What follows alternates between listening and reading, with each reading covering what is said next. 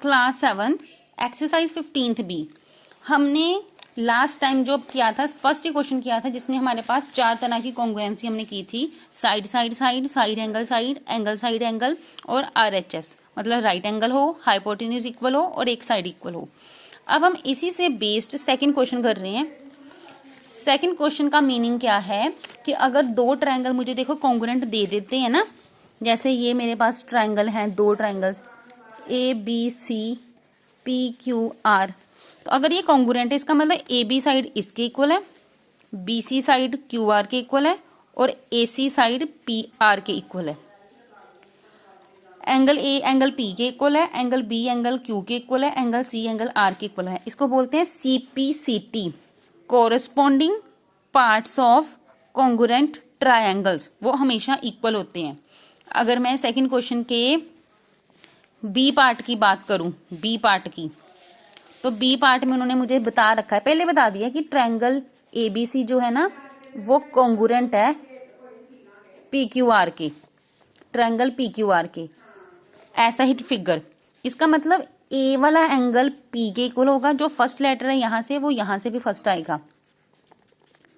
Angle B angle Q के equal होगा, उसके बाद एंगल C एंगल R के इक्वल होगा। ये तो हो गए तीनों ट्रायंगल्स के एंगल, दोनों ट्रायंगल्स के तीनों एंगल्स।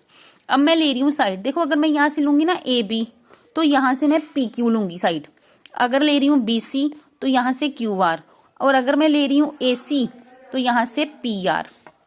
ठीक है, ये मैं सेकंड का बी पार्ट समझा रही थी। अगर मैं प्रॉपर वे से इसका सेकंड का ए पार्ट करवाती हूँ।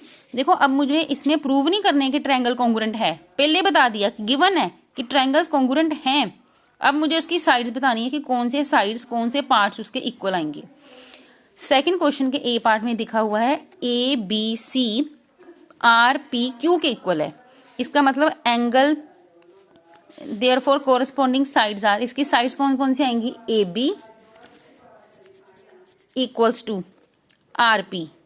उसके बाद BC दूसरी तरफ से कौन सा आएगा, BC इक्वल्स टू PQ, और AC किसके इक्वल आएगा, RQ के, AC RQ के इक्वल। ठीक है, ये हो गया कोरस्पॉन्डिंग साइड्स। अब मैं लिखूंगी कोरस्पॉन्डिंग एंगल्स।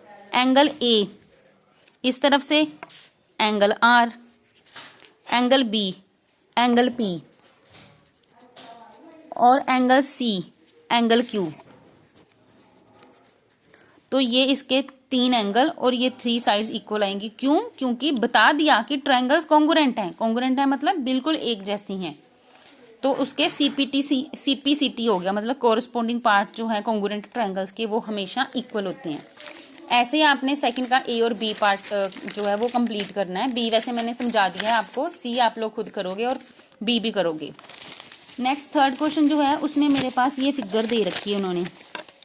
ठीक है, थर्ड क्वेश्चन की बता दिया स्टेटमेंट, आप अपनी अपनी स्टेटमेंट बुक से देखिए। AD जो है वो BC के इक्वल बता रहे हैं, AD जो है वो BC के इक्वल बता रहे हैं, और AB जो है वो CD के इक्वल बता रही है।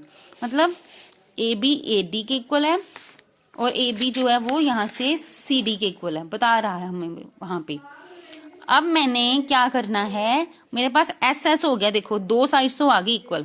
अब कॉन्ग्रुएंट बनाने के लिए या तो A चाहिए, मतलब एंगल साइड एंगल, या फिर एक और साइड चाहिए। लेकिन अगर मैं फिगर से देखूं तो देखो ये ट्रायंगल्स है मेरे पास, एक ये ट्रायंगल है और एक ये ट्रायंगल है, तो उसमें BD दोनों में दिख रही है, कॉमन है।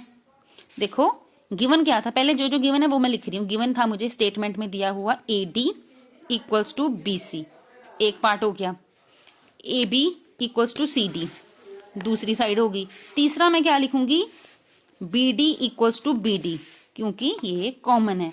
अब SSS प्रॉपर्टी की वजह से जो ट्रायंगल है ABD और CDB वो कॉन्ग्रुएंट आ गई। ये मैंने प्रूव कर दिया। उन्होंने पूछा था कि अगर वो कॉन्ग्रुएंट है तो उनके पार्ट्स कौन कौन से आएंगे, तो अब वही जैसे अभी सेकंड क्वेश्चन में किया, एंगल A आ जाएगा एंगल C के इक्वल और एंगल B एंगल D के इक्वल। लेकिन यहाँ पे अगर मैं देखूं तो एंगल B तो ये सारा बन रहा है, ये सारा थोड़े ना इसके इक्वल है। इस फिगर में कौन सा ट्रायंगल एंगल है 4, 4 किसके इक्वल आ जाएगा, एंगल 4 किसके इक्वल आ जाएगा, एंगल 2 के इक्वल, क्योंकि देखो बी यहां से लेना है और डी यहां से लेना है।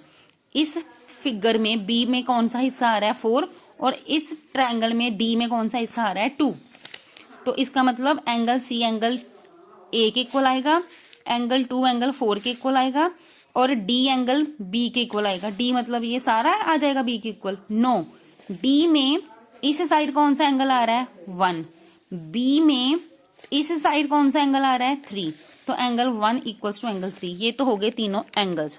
अब मैं लिखूंगी साइड्स, साइड्स देखो कैसे लिखूंगी, ए बी सी डी, उसके बाद बी डी डी बी, वही हो गया ना, ए डी सी बी, तो ये उसके corresponding parts are this this and this, 3 sides और 3 उसके एंगल्स। सिमिलरली अगर मैं फोर्थ क्वेश्चन देखूं तो फोर्थ में उन्होंने मुझे पहले बता रखा है कि ट्रायंगल जो है वो आइसोसेलेस है, एडी जो है वो इसका बाइसेक्टर है। बाइसेक्टर का मतलब होता है इसको 2 इक्वल पार्ट्स में डिवाइड कर रहा है। तो मैं ना यहाँ पे नेम लिख लेती हूँ 1 और यहाँ पे लिख देती हूँ 2। बाइसेक्टर है एंगल का, एंगल का बाइसेक्ट मतलब अगर यहाँ पे टोटल 60 हो ना तो 30-30 के बन जाएंगे दोनों तरफ, ठीक है। तो मैं यहाँ पे नंबरिंग कर देती हूँ 1 और 2।